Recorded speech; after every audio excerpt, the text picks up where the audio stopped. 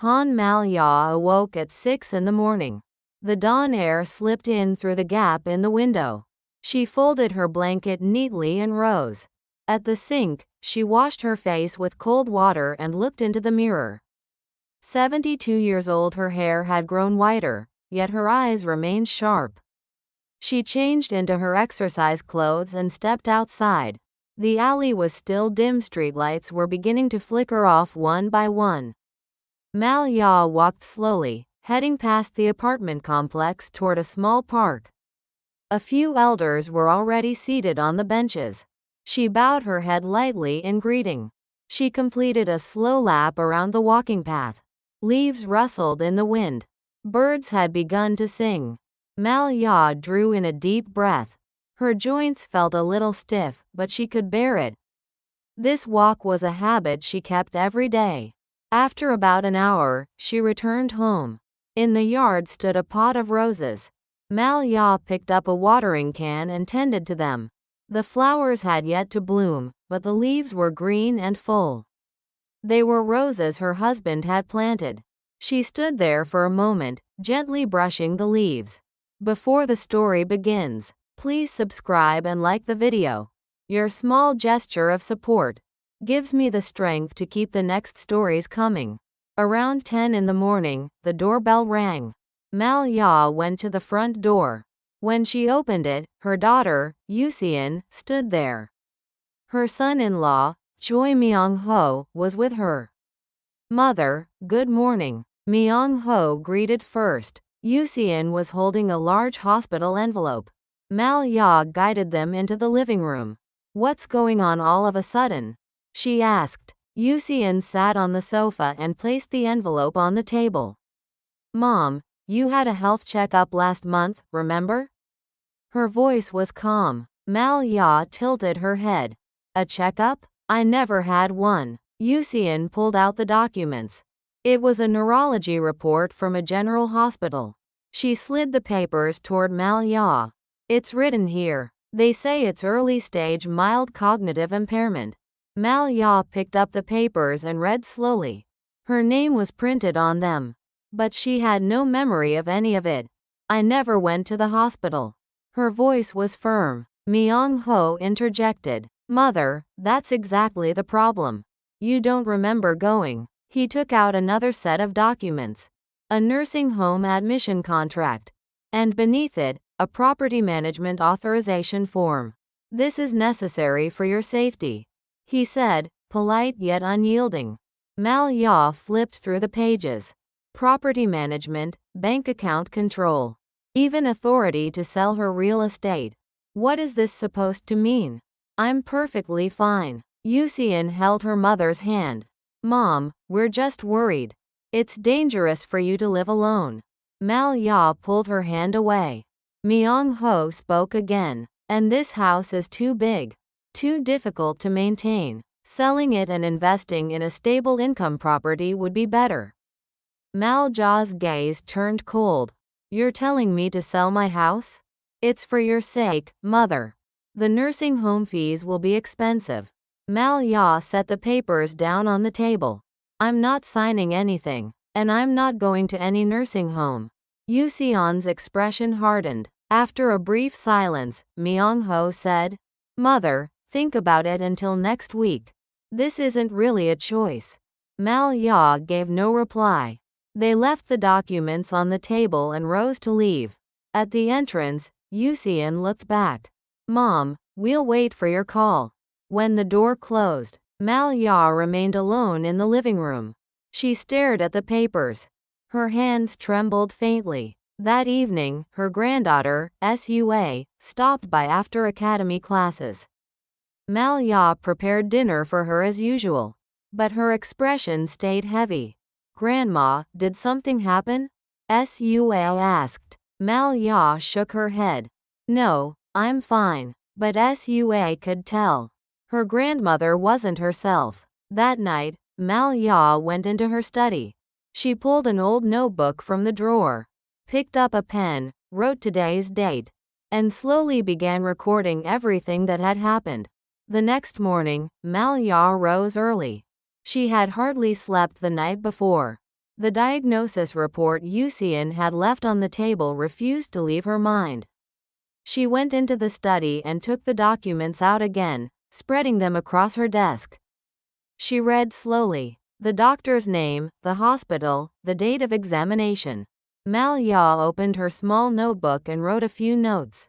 After breakfast, she picked up the phone and dialed the hospital's main number. The ringtone stretched on. Yes, General Hospital speaking. Please connect me to neurology. A moment later, she was transferred. Mal Ya spoke calmly. I'd like to review my medical records. May I have your name and date of birth, please? She gave the information. She could hear the staff member typing.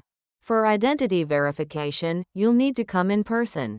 I understand. She hung up, changed her clothes, and slipped the diagnosis paper into her bag.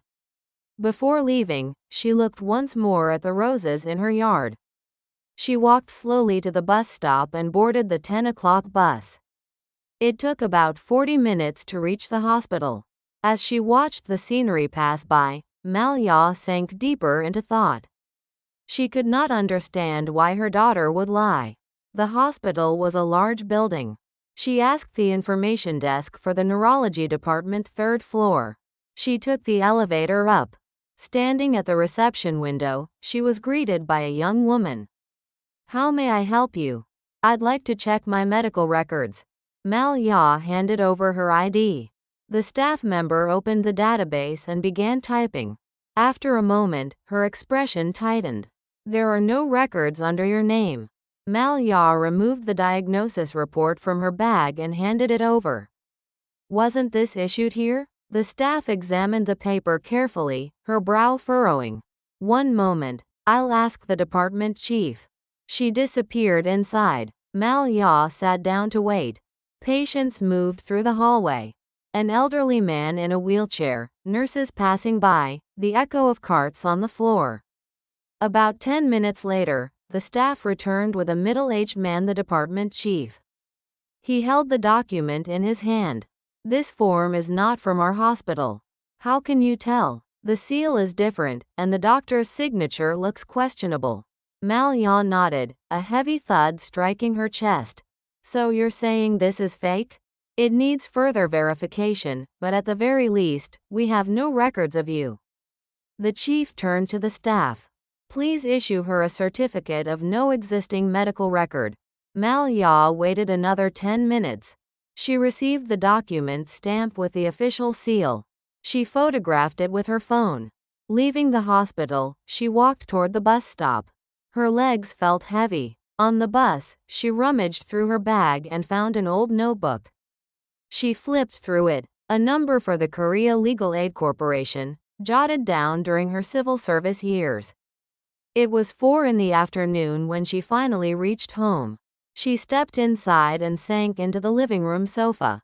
The papers Yusian had brought yesterday still lay on the table. Mal Ya picked them up and read them again. At dusk, the doorbell rang. She rose and opened the door. Jang Myung-suk stood there with a container of side dishes. A fellow church member. Mal Ya, I made some kimchi stew. Thank you. They went into the kitchen. As Myung-suk put the dishes in the refrigerator, she glanced at Mal Ya's face. Something was off. Did something happen? Mal Ya hesitated, then spoke. Myung-suk, could we talk in private? The two sat on the living room sofa. Mal Ya explained everything. The diagnosis paper, the talk of a nursing home, the property management authorization. Myung-suk listened without interrupting. So I went to the hospital today. They said there's no record. Mal Ya showed her the certificate. Myung-suk's face hardened. This is serious. You need to talk to a lawyer. A lawyer? I know someone. A young attorney, very principled. She pulled out her phone and found the number. Meet him tomorrow. I'll arrange it. Mal Ya nodded. Myung-suk held her hand. You're not alone. I'll help you. After she left, Mal Ya returned to her study. She opened her notebook and wrote down everything that had happened. The hospital visit, the certificate, her conversation with Myung-suk. And on the last line, she wrote, I will meet the lawyer tomorrow. Setting her pen down, Mal Ya looked out the window. Stars had begun to appear. She drew in a long, steady breath. The following morning, Mal Ya boarded a bus with Myung Suk. They were on their way to attorney Seo Yun Jae's office. Myung Suk had called the night before and made the appointment. Mal Ya had brought every document she had. The diagnosis paper, the hospital's confirmation certificate, the nursing home admission contract, and the property management authorization. The office was on the third floor of a small building. There was no elevator, so they took the stairs. Mal Ya climbed one step at a time, Myung Suk supporting her gently by the arm. At the third floor, a small nameplate came into view at the end of the hallway. Seo Yun Jae Law Office. Myung Suk knocked. Come in, a man's voice called. They stepped inside. The office was modest. One desk, a few chairs, a single bookshelf. Seo Yun Jae stood to greet them. He looked to be in his late 30s, wearing glasses. Welcome. Please, have a seat. Mal Ya and Myung Suk sat down. He poured them water. I heard the situation from Ms. Jang. Myung Suk, he said. Please tell me everything in detail. Mal Ya began at the beginning. Yusian and Myung Ho's visit. The diagnosis paper. The talk of a nursing home. The property management authorization. Seo Yun Jae listened carefully, taking notes as she spoke. Did you bring the documents? He asked. Mal Ya opened her bag and placed them on the desk one by one. Seo Yun Jae picked them up and began reading. His face gradually hardened. He shook his head as he looked at the diagnosis report. This is unmistakably forged. How can you tell? The hospital seal is blurred, and the doctor's signature is inconsistent. He held a magnifier over the paper, examining it closely. And since you have the hospital's confirmation as well, there's no doubt about the evidence. He moved on to the property management authorization. Flipping through the pages, his brow knit. This is more serious. It gives them control over your bank accounts. Even the authority to sell your property. Why would my daughter do this?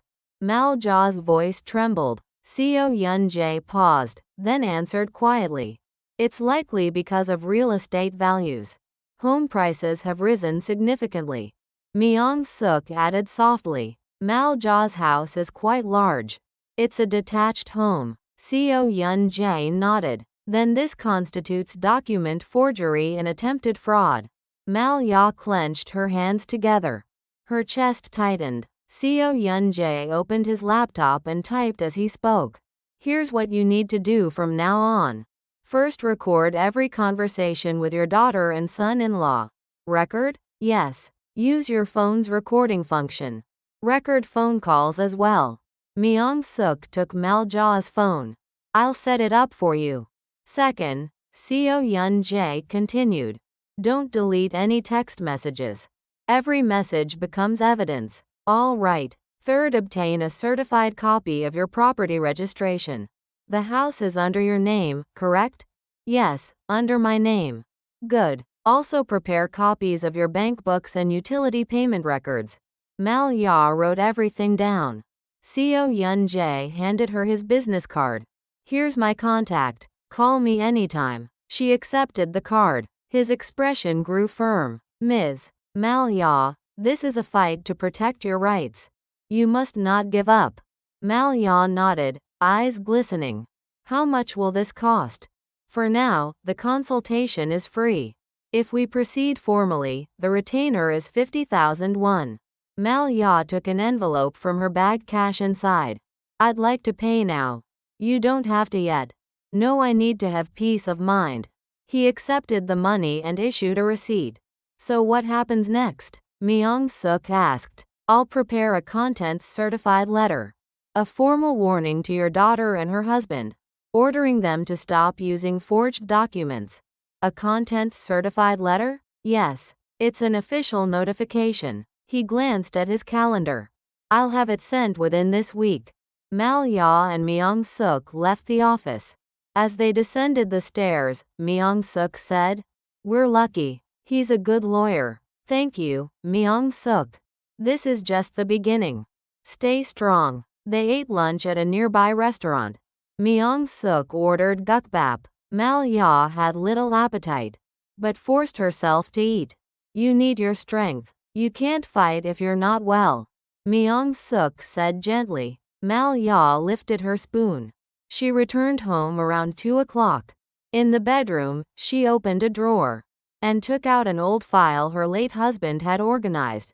Inside were her property registration documents. She checked each one. Bankbook copies, tax payment receipts. Everything was in order. She went to a nearby stationery shop to make photocopies. The owner greeted her warmly. What would you like to copy, ma'am? Just some documents. She stood by the copier as each page was duplicated, the owner helping her along. Back home, Mal-ya organized the copies into the file, labeling them with today's date. She sat at her study desk and opened her notebook. She wrote, meeting with attorney Seo Yun-jae. Paid retainer. Contents certified letter to be sent. Setting her pen down, she looked out the window. The roses in the yard swayed in the wind. Mal-ya exhaled slowly. This was only the beginning. A week had passed. Every morning, Malja took her usual walk, and upon returning home she sat in her study, sorting through documents. She had also received a copy of the certified warning letter that Seo Yun-jae had sent out. He said it had already been delivered to Yuseon and Myung-ho. On Monday afternoon, the doorbell rang again. Malja checked the intercom. Yuseon and Myung-ho were standing there, this time with a woman she didn't recognize. The moment she opened the door, Yuseon stepped inside first. Myung-ho introduced the woman. Mother, this is Director Park Jung-hee from nursing home. Park Jung-hee appeared to be in her 50s, dressed neatly in a suit. She greeted Malja with a bright smile and extended her hand. It's a pleasure to meet you, ma'am. Malja shook her hand, her expression stiff, and the four of them moved into the living room. Park Jung-hee took a pamphlet from her bag, an introduction to the nursing home. Our facility is fully equipped with modern amenities, she began. All meals are overseen by a certified dietitian. She opened the pamphlet. Photos of clean, sunlit rooms filled the pages, along with images of the dining hall and the physical therapy center. We also provide daily programs, singing classes, art therapy, horticulture activities. But Malja didn't look at the pamphlet. Before she could answer, Myung-ho stepped in. Mother, it's truly an excellent place. I checked it myself. I already told you I'm not going. Her voice was cold. Yuseon's face stiffened in surprise. Mom, why are you being like this? We're doing all of this because we're worried about you. I don't need your worry. Myung-ho let out a long sigh, then spoke in a low voice. Mother, the process to sell this house has already begun. A sharpness flickered in Mala's eyes. What are you talking about? We've already spoken with a realtor. They're discussing the deposit with a potential buyer. Without my permission? Myung-ho pulled out a document, a brokerage contract. You authorized us. You signed the delegation. I never authorized anything. Malja snatched the document and read it slowly. Her seal was stamped on it. Yet she had no memory of ever signing it.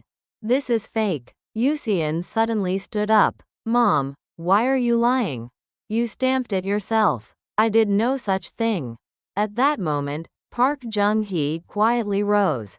I'll step out first. Please take your time discussing things. She left her business card on the table and walked out. The door closed behind her. Myung-ho's voice dropped. Mother, you have until next Monday to decide. And if I don't, then we'll have to take legal action. Malja looked at them, unblinking. Legal action? What kind? Yuseon answered. We'll apply for adult guardianship. You're not able to make sound decisions alone anymore. Mala's hands trembled. Rage rose in her chest, slow, burning, but her voice remained level. So you're trying to have me declared incompetent? Myung-ho stood up. This is for your own good. Please think about it. The two of them walked toward the entrance. The door closed behind them. Silence filled the living room. Malja stared at the document on the table, reached out, and picked up the brokerage contract. She examined the seal, yet she knew she had never stamped it. She immediately took out her phone and pressed record. Then she called Co Yun Jae. Attorney Co, this is Han Mal Ya. Yes, ma'am. What happened? Malja explained everything that had happened that day: the nursing home director's visit, the brokerage contract, the threat of adult guardianship. Co Yun Jae's tone hardened. Please send me the recording file right away. How'd I do that? You can attach it to a text message. Following what Myung-suk had taught her, Malja sent the file. Co Yun Jae spoke again. From now on, we need to take a more active defense. I'll request a transaction restriction from your bank. What does that mean? It prevents anyone from accessing your accounts without permission. You can do that? Yes. We can file the request with the court. We'll also prepare a police complaint. Mala's heartbeat quickened. A complaint? For forgery of private documents. They used your personal seal without your consent. I understand. When the call ended, Malja sank onto the sofa, her legs suddenly weak. She took a deep breath. Near dinner time, Sua stopped by, her school bag slung over her shoulder. Malja forced a gentle smile. Sua, you must be hungry. Yes, Grandma. They went into the kitchen. She opened the refrigerator. Inside were side dishes Myung-suk had brought earlier. While setting the table, Sua asked, Grandma, Mom and Dad keep talking about your house these days. Mala's hand froze. What do they say? I couldn't really hear, but they sounded serious. Malja looked at her granddaughter. There was worry in the girl's eyes. Sua, you trust Grandma, right?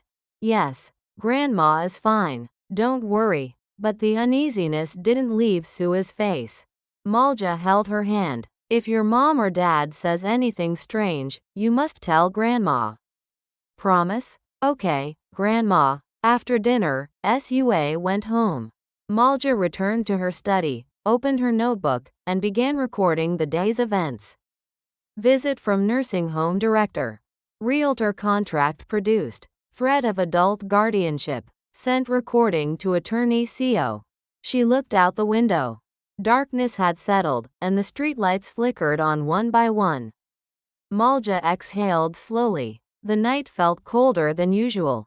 3 days later, Malja set out for the district office with Co Yun Jae and Myung-suk. On the bus, she held her bag tightly against her chest. It was filled with documents, every sheet that might defend her life. The civil service hall at the district office was crowded. At the information desk, they were told the welfare department was on the second floor. The three climbed the stairs. Inside the welfare services office, several desks were arranged in tidy rows. A young female employee approached them. How may I help you? Is Chief Kim Ju-young here? Myung-suk asked. I'm Kim Ju-young. She looked to be in her early 30s, with short hair and glasses. Myung-suk introduced them. I'm Jang Myung-suk, the one who called. And this is Ms. Han Mal Ya. Kim greeted her warmly. Welcome. Please, have a seat. The four of them sat around a consultation table. Kim opened her laptop. I heard the basics over the phone. Could you explain in more detail? Co Yun Jae laid out the situation, one incident after another. The forged medical certificate, the attempt to force nursing home admission, and the attempts to seize her assets. Kim typed notes, her expression gradually tightening. This is serious. It could qualify as elder abuse. She asked for the documents. Malja opened her bag and handed over everything: the forged certificate, the hospital confirmation, the real estate contract, even the audio files. Kim reviewed each document carefully. Her face stiffened. This needs to be reported to the Elder Protection Task Force immediately. The task force? Co asked. Yes. They investigate elder abuse cases. She stepped away to speak with her supervisor. A few minutes later, a middle-aged man, the department chief, returned with her. Ma'am, we'll begin an official investigation. When? Malja asked. We'll visit your home this week. He checked his schedule. Is Thursday at 10 a.m. all right? Yes, that's fine. The chief turned to Co Yun Jae. Attorney Co, we'd like you to attend as well. Of course. As they left the district office, Myung-suk held Mala's arm. This is good. There will be an official record now. Co nodded. The investigation results will be important evidence. The three stopped at a cafe nearby. While Co ordered coffee, Malja drank a cup of hot tea. Ma'am, he asked gently, do you have neighbors who can act as witnesses? Malja thought for a moment. The grocer, the pharmacist, and some deaconesses from church. I'll contact them, Myung-suk said. Everyone knows how well you live. They'll help. Co wrote the names down. Witness statements will be valuable. How should they write them? Malja asked. I'll send you a template. Just ask them to describe your daily life and that your mind is perfectly sound. Malja nodded. She returned home around 3 p.m., changed clothes, and stepped out into the neighborhood. Her first stop was the grocery store. Choi Soon-ya, the owner, had known her for 10 years. Malja, good to see you. I need a favor, Soon-ya. She explained the situation. The grocer's face hardened. My goodness, this happened to you? Could you write a witness statement?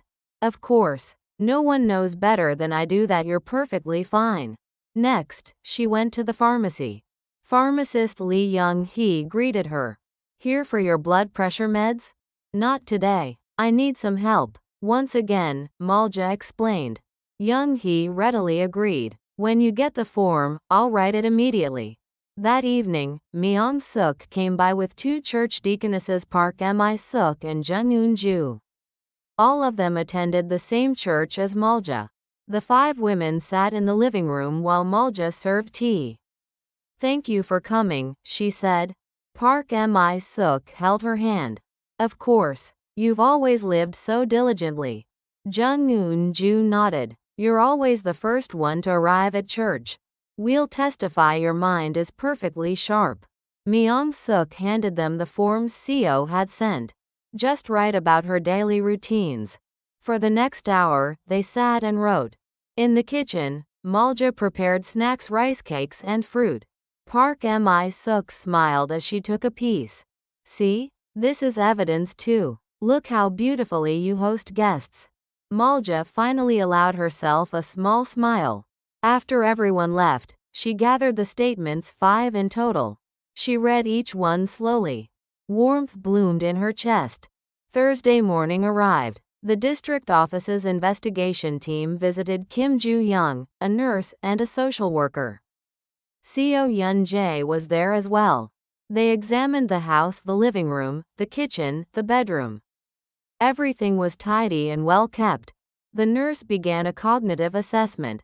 What day is it today? Thursday. And who is the president? Malja answered precisely. The nurse continued simple arithmetic, recalling dates, stating her address. And Malja answered every question correctly. The social worker asked about daily life. Do you prepare your own meals? Yes, all of them. Do you shop for groceries? I go to the local market. And cleaning? Twice a week. The social worker checked boxes on her sheet. When the assessment was completed, Kim said, Ma'am, you have no issues with daily living. Your cognitive function is completely normal. Please let us know when the report is ready, Co asked. We'll complete it within a week. After the team left, Co turned to her. We're entering the final stage. We've sent the certified warning, but they haven't responded. And if they still don't? We'll proceed with the police complaint. Malja nodded. That evening, her phone rang. It was Yusian. Malja began recording before answering. Mom, why are you avoiding us? I have nothing to say. Why did you bring a lawyer into this? To protect my rights. Yusian's voice rose. Why are you treating us like we're the bad ones? Think about what you've done. Her tone was calm, steady.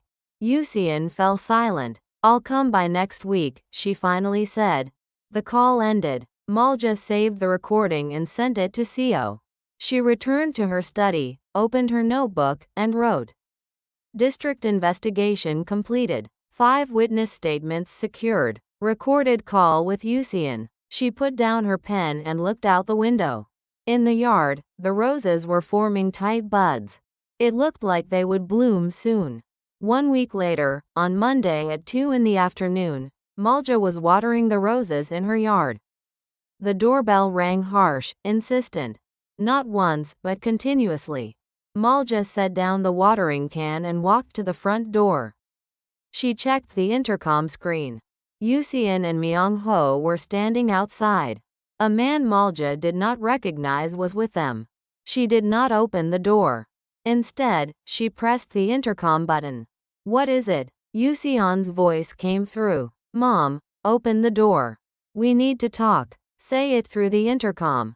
Myung-ho pounded on the door, thud, thud, heavy and forceful. Mother, please, just open the door. Malja remained still. Yusian's voice rose. Mom, why are you threatening your own children with the law? You were the ones who started that. What did we ever do?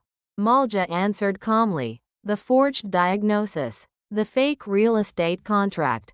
I have evidence. Myung-ho cut in quickly. Mother, this is all a misunderstanding. We were worried about you. I don't need your worry. Yusian snapped, her voice nearly a shout. Mom, do you really think you're in your right mind? Malja did not respond. Then Myung-ho spoke again. Mother, we already received the deposit for the house sale. The process is moving forward. Without my consent, it's invalid. Your seal is on the papers. That was forged too. Myung-ho's voice dropped to a low, tense murmur. If you continue like this, Mother, we won't have a choice. Then the unfamiliar man spoke. Ms. Han Malja? I'm Lee Chul-soo, attorney for Yusian. What do you want? We are preparing to file for adult guardianship. It is our assessment that your decision-making capacity may be impaired. Mala's hands trembled, but her voice remained steady. I am perfectly capable, and I have my own lawyer. Just then, the sound of a car approached from down the street. Malja glanced at the intercom again. It was Seo Yunjae's car. A van from the district office pulled in behind him. Seo Yunjae stepped out with Kim Ju-young and the municipal investigation team. Yusian and Myung-ho looked genuinely startled. Seo Yunjae approached the door. Ma'am, please open up. Malja unlocked the door. Yunjae, Kim Ju-young, and the team entered first. Yusian, Myung-ho, and attorney Lee followed reluctantly. The living room quickly filled with people. Malja stood beside Yunjae. Yunjae looked at attorney Lee. I'm Seo Yunjae, legal representative for Ms. Han Malja. I'm Lee Chul-soo. The two exchanged business cards. Yunjae opened his bag and took out a set of documents. Attorney Lee, please take a look. He handed them over. The forged diagnosis, the hospital's verification, the fabricated real estate contract. This diagnosis is fake. The issuing hospital confirmed it. Attorney Lee's expression tightened as he read. And this contract was drafted without the elder's consent. Her seal was used illegally. Yunjae continued, firm and steady. These actions constitute criminal offenses: forgery of private documents and attempted fraud. Myung-ho went pale. Yusian stared at him, bewildered. Kim Ju-young stepped forward. I'm Kim Ju-young from the District Welfare Office. According to our assessment, Ms. Han Malja shows full capacity in daily functioning and cognitive ability. She presented the official report, stamped with the district office seal. This is an official document. She does not qualify for adult guardianship. Attorney Lee read the report in silence. Then he turned to Yusian. Ms. Yusian, were you aware of this? Yusian stammered. Myung-ho said. Myung-ho cut her off. Wait, this is a misunderstanding. Yunjae's voice hardened. No misunderstanding. We have everything. Audio recordings, witness statements, and documentation. He took out another thick bundle of papers. These are statements from 5 neighbors, detailing how the elder conducts her daily life normally and independently. Myung-ho fell silent. Yuseon spoke with a trembling voice. Mom, we were worried. Malja looked straight at her. It wasn't worry. It was money. Tears pooled in Yuseon's eyes, but Malja did not look away. Yunjae turned to Attorney Lee. We'll proceed with filing criminal charges. Forgery, attempted fraud, and elder abuse. Attorney Lee slipped his business card back into his pocket. Ms. Yuseon, please contact my office. I can't continue representing you. He left first. Myung-ho looked at Yunjae. Attorney Seo, can't we settle this? That depends on Ms. Han's wishes. Yunjae looked at Malja. She shook her head. No settlement. Myung-ho exhaled deeply. Yuseon approached Malja. Mom, leave. Her voice was cold, unwavering. Yuseon began to cry, but Malja turned her back. Myung-ho guided her toward the door. They left. The door closed behind them. Only Malja, Yunjae, Kim Ju-young, and the remaining team stayed. Malja lowered herself into the sofa. Her legs felt weak. Kim Ju-young poured her a glass of water. Ma'am, are you all right? Malja drank, her hands still trembling. Yunjae sat beside her. You did very well today. We're almost at the end. Thank you. The team packed up and left. Kim Ju-young rose as well. If you need anything, please contact us anytime. Thank you. Yunjae stood. I'll submit the criminal complaint tomorrow. I'll contact you as soon as we get updates. Yes. After they left, Malja found herself alone.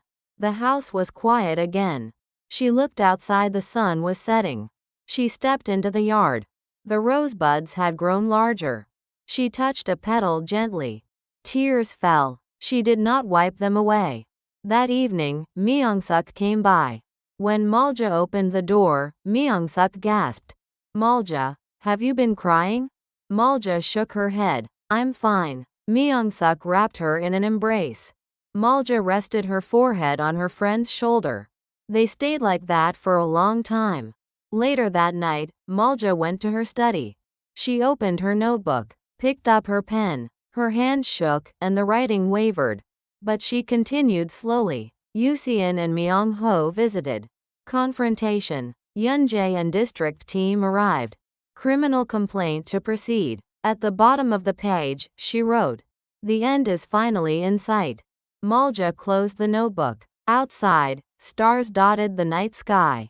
She inhaled deeply. Several days passed. Malja went out for her morning walk, just as she always did.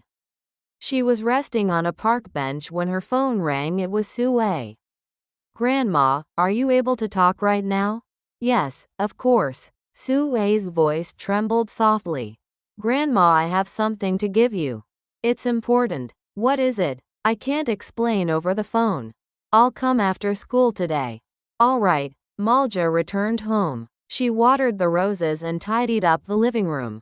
Around 4 in the afternoon, Sue arrived. Still in her school uniform, she set her backpack down.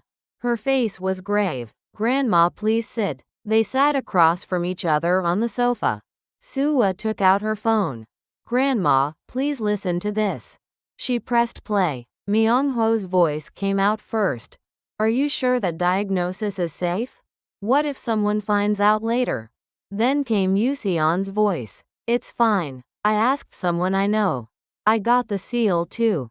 What if mother suspects something? Don't worry. What would an old woman know? We just need her signature. Mala's hands trembled. The recording continued. How much do we get when the house sells?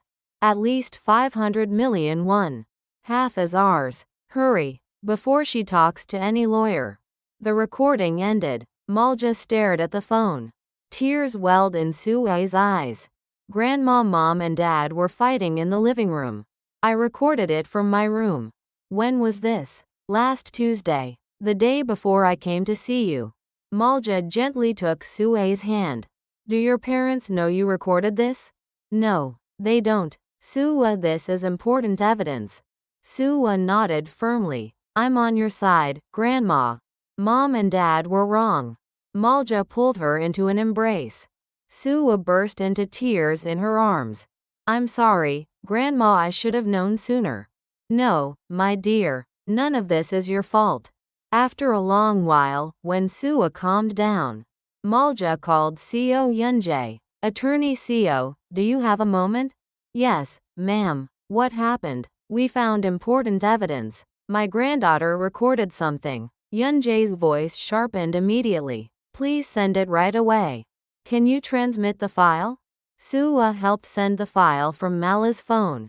A moment later, Yunjae called back. Ma'am, this is decisive. It's a direct recording of their plan.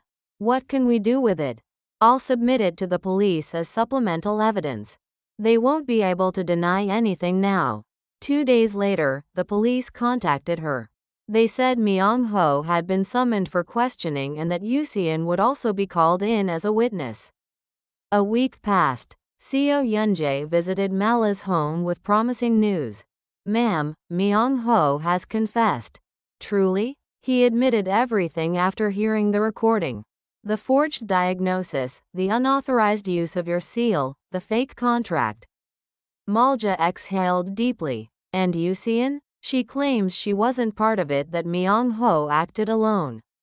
You believe that? Yunjae shook his head. The recording clearly has both voices. But the physical evidence weighs more heavily against Myung-ho. So what happens to Yuseon? She'll likely avoid indictment, but Myung-ho will be charged. Malja looked out the window, her thoughts tangled. That evening, Myeon-suk stopped by with neighborhood news. Malja, everyone knows now. They heard your daughter and son-in-law tried to take your house. How? Mrs. Sunja at the market must have told someone. People are really angry. She continued. The community center is paying attention too. They want to document this as a model case for elder protection. A few days later, the hospital called. They reported the forged diagnosis to the police, declaring it a crime that damaged the hospital's reputation. The real estate agent was questioned as well. He testified that Myung-ho had shown him a forged authorization document and insisted he had been deceived. A month passed. The prosecution's decision came. Myung-ho was officially indicted for forgery and attempted fraud. Yuseon received a non-indictment ruling. Seo Yunjae came to deliver the results. Ma'am, all that remains is the trial. When will it begin? In 2 to 3 months. But the evidence is overwhelming. A guilty verdict is highly likely. Malja nodded. The court reaffirmed her full rights to her property and issued a restraining order limiting Yuseon and Myung-ho's access. Later, Kim Ju-young from the community center visited with an invitation. They'd like you to speak at the Community Social Welfare Council. They want to present your case as a model example of elder rights protection. Me? Yes. Many people want to hear your story. Malja accepted the invitation. That evening, she stepped into the yard. The roses were in full bloom, red petals glowing in the sunlight. She smiled at them softly. Sue arrived, still wearing her backpack. Grandma, I'm going to come more often from now on. What about your mother? Mom and Dad are living separately. Dad moved out. Malja looked at her carefully. Are you all right? Yes. Actually, it's better this way. Grandma, can I stay here for a while? Malja stroked her hair gently. Of course. Let's live together. Sue's smile brightened the whole yard. That night, Malja went into her study. She opened her notebook to the very last page and began to write slowly, steadily. Myung-ho indicted. Yuseon not charged. Awaiting trial. Sue has come to live with me. And at the bottom, she wrote. The truth always comes to light. And I have protected what is mine. She set the pen down and looked out the window. Stars shimmered in the night sky. Her breath came deep and calm. From the living room, Sue called. Grandma, would you like some tea? Yes, let's have some together. Malja left the study. Warm light filled the living room. Suwa handed her a teacup, and Malja accepted it gently. They sat side by side on the sofa. Streetlights glowed softly outside. It was a quiet, peaceful night. 2 months passed. Every morning, Malja ate breakfast with Sua. After Sua left for school, Malja went out for a walk. Her days flowed quietly, peacefully. One Saturday morning, a call came from Seo Yun-jae. Ma'am, the judgment has been issued. How did it go? Myung-ho received 6 months in prison, suspended for 2 years. There's also a fine. Malja let out a long breath. But the criminal record will remain. And the order banning him from accessing your assets has been finalized. Thank you, Attorney Seo. You endured well, ma'am. Congratulations. After hanging up, Malja stepped out into the yard. The roses were in full bloom. She picked up her pruning shears and cut a few blossoms, placing them in a vase in the living room. The following Tuesday, Malja visited the community center. The Regional Social Welfare Council was convening that day. Myung-suk accompanied her. About 30 people had gathered in the meeting room: welfare officials, social workers, and caregivers. Kim Joo-young guided Malja to the podium. Everyone, this is Han Malja. She's the focus of our exemplary case in protecting seniors' rights. Applause rose around the room. Malja stepped onto the stage and held the microphone, her hands trembling slightly. My name is Han Malja. I am 72 years old.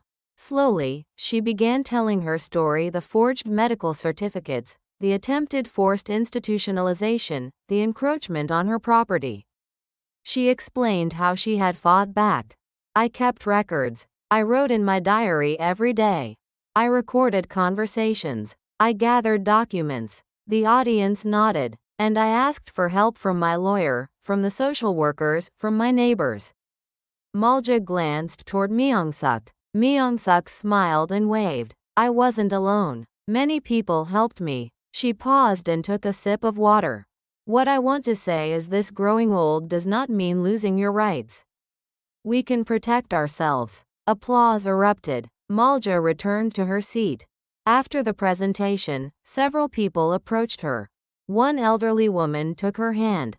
I went through something similar. I didn't know what to do. It's not too late. Ask for help now. Malja called out to Kim Joo-young. Could you please assist her? Kim Joo-young guided the woman to the consultation table. When the meeting ended, Kim Joo-young made a suggestion. Ma'am, would you be willing to give lectures regularly? Lectures? Yes. A seminar on protecting seniors' rights. Even once a month would be wonderful. Malja thought for a moment, then nodded. I'll try. Thank you. Let's begin next month. On their way home, Myung-suk said, Malja, you're a teacher now. What kind of teacher? A teacher of seniors' rights. They both laughed. A month later, the first seminar was held. About 20 seniors gathered in the community center auditorium. Malja handed out the materials she had prepared. We'll start with how to read a land registry document. She drew diagrams on the board and explained them in simple terms. Participants took notes. When signing any contract, always read it thoroughly. If there's something you don't understand, ask. An elderly man raised his hand. What if my family keeps rushing me to sign? Never hurry. Take your time. Show it to someone trustworthy. Malja held up her notebook. I write in this every day what happened, who said what. Everything. The participants looked at her with admiration. This becomes evidence. If something happens later, this will protect you. When the seminar ended, an elderly woman approached. Teacher, my son has been saying something similar. What is it? He wants me to sell the house so we can live together. But he says the deed should be in his name, not mine. Malja called out to Kim Joo-young. Could you help her, please? Kim Joo-young led the woman to the consultation room. Seo Yun-jae also attended the seminar, offering free legal consultations. If any of you have legal questions, please talk to me anytime. It's free. He passed out his business card. The seminars continued every month. Attendance grew 30, 40, even 50 participants.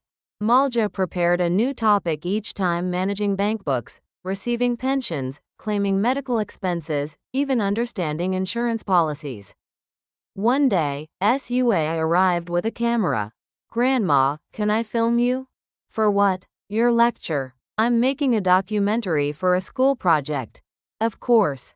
Sua filmed everything: the seminar room, Malja teaching, the participants taking notes. During the break, she held interviews. "Grandma, why do you do this?" Looking into the camera, Malja answered, "There are many people who go through hardships like mine. I want them to know they're not alone." "What does this work mean to you?" Malja thought for a moment. "It's a new beginning. I learned that I can help others too." Sua's documentary received wide praise at school. The Human Rights Club hosted a screening. Students said they were deeply moved. One spring day, Yusian appeared in front of the house. Malja was tending to her roses. Yusian stood outside the gate, watching her. "Mom." Malja looked up. Their eyes met. "Do you want to come in? Is it okay?" Malja didn't answer, just walked toward the entrance. Yusian followed hesitantly. They sat facing each other in the living room. Yusian spoke first. "Mom, I'm sorry." Malja looked at her. "For what?" I was greedy. Too greedy." Tears welled in Yusian's eyes. "I left Myung-ho. We're going through the divorce process." Malja stayed silent. "I don't expect you to forgive me. I just wanted to say I'm sorry." Yusian stood up. "Please take care of Sua. I don't think I deserve to be her mother." She turned toward the door, but Malja called out, "Yusian." Yusian paused. "I need time. A lot of it." Yusian nodded. "I know." After she left, Malja sat in the yard. The roses swayed gently in the breeze. She gazed at them for a long while. In the evening, Sua returned home. "Grandma, Mom was here?" "Yes." "What did she say?" "That she's sorry." Sua sat beside her. "Are you okay, Grandma?" Malja held Sua's hand. "I'm fine. As long as the two of us live well." Sua leaned against her, and together they watched the sunset. That night, Malja went into her study and opened a fresh notebook. On the first page, she wrote, "A new beginning. I will remain silent no longer." She set down her pen and looked out the window. The stars were shining. The streetlights cast a soft glow over the narrow alley. Malja smiled. She had seminar materials to prepare for tomorrow. A new day was waiting for her.